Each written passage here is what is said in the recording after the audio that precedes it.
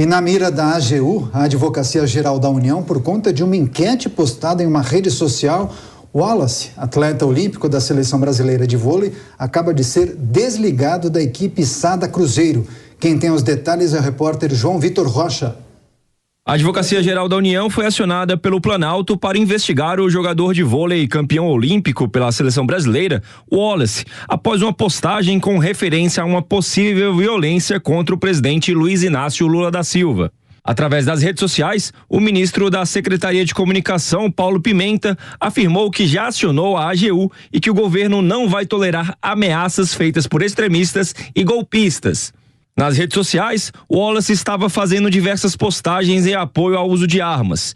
Em uma delas, um seguidor questionou o atleta se ele, abre aspas, daria um tiro na cara do Lula com essa 12, fecha aspas.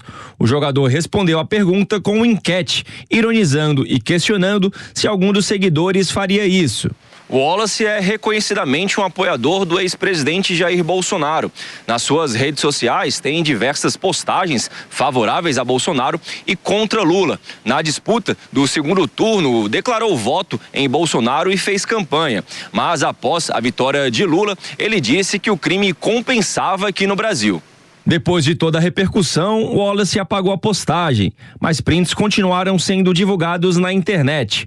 Após toda a polêmica, a Confederação Brasileira de Vôlei repudiou a postagem de Wallace.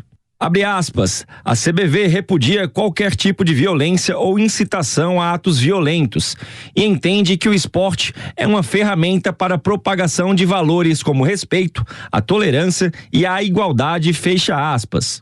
Já o Sada Cruzeiro, atual time de Wallace, lamentou a fala do atleta e disse, abre aspas, vivemos um momento delicado em que precisamos ter muita cautela com as nossas manifestações.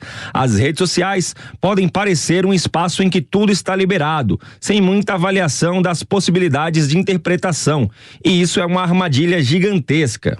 Após as críticas, o jogador utilizou as redes sociais novamente para se retratar sobre a postagem. Quem me conhece sabe muito bem que eu jamais incitaria violência em hipótese alguma contra qualquer pessoa e principalmente o nosso presidente. Então, venho aqui pedir desculpas, foi um post infeliz que eu acabei fazendo, errei e estou aqui pedindo as desculpas, porque quando você erra não tem jeito. Segundo o Código Penal Brasileiro, em seu artigo 286, casos de incitação ao crime estão previstos com pena de detenção de 3 a 6 meses e multa. Pois é, Fernando Capês, gostaria de escutá-lo acerca desse caso.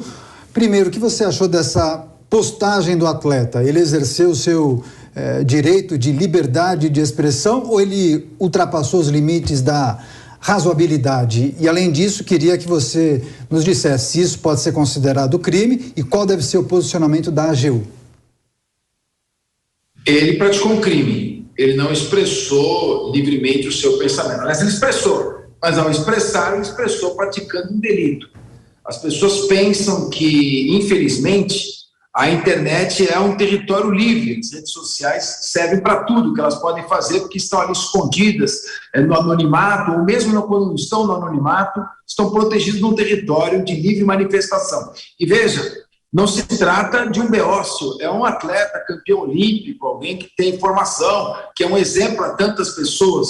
Então, realmente, ali ele se sentiu, não sei se por um gracejo ou mesmo por raiva, num momento qualquer, ele se sentiu autorizado pela certeza da impunidade de fazer aquela manifestação, aquela enquete absolutamente estúpida. Agora, ele praticou um crime, incitação à prática de crime. Normalmente, frases genéricas não caracterizam esse delito. O artigo 286 ele pressupõe que haja uma incitação direta, mas nesse caso está sendo muito específico, né? Uma enquete para ver se daria um tiro na cara do presidente da República. Então, esse é um crime grave. Ele fez bem de se retratar, ele vai ter submetido agora a uma investigação, provavelmente terá que se responder a um processo, porque ele fez uma manifestação muito direta, muito voltada. É um crime federal, um crime que põe, de certa forma, em perigo o presidente da República, apesar de que a potencialidade lesiva não é tão grande, mas Aí eu chamo a atenção para um último aspecto. Nós precisamos, bom, nesse caso é crime, claro, não tem o que discutir, e quando existe crime contra a honra, é crime também, não há discussão. Agora, nós temos um terreno aqui, uma zona cinzenta, quando se fala em atos antidemocráticos, que precisa ser especificada por lei, não pode ser por meio de jurisprudência nem interpretação. Tem muitas questões que retratam livre expressão do pensamento. Não chega a ser crime como nesse caso, mas somente a lei, tipificando, detalhando a conduta, poderá dar segurança jurídica ao cidadão. Nesse caso, não há dúvida, crime. E você, Cristiano Vilela, concorda que é preciso criar mecanismos de controle nessas redes sociais? É preciso avançar numa legislação específica em relação a essa atuação nas redes? Houve uma tentativa recentemente de discussão e aprovação do projeto de lei das fake news que não avançou. Eu tenho preocupação quando se fala em controle prévio. Controle prévio remete muitas vezes à censura e isso, de uma forma geral, eu vejo que é importante ter bastante cuidado. Eu vou na linha de que a liberdade de manifestação é dada a qualquer cidadão, qualquer pessoa maior de idade, vai arcar com as consequências do que está falando.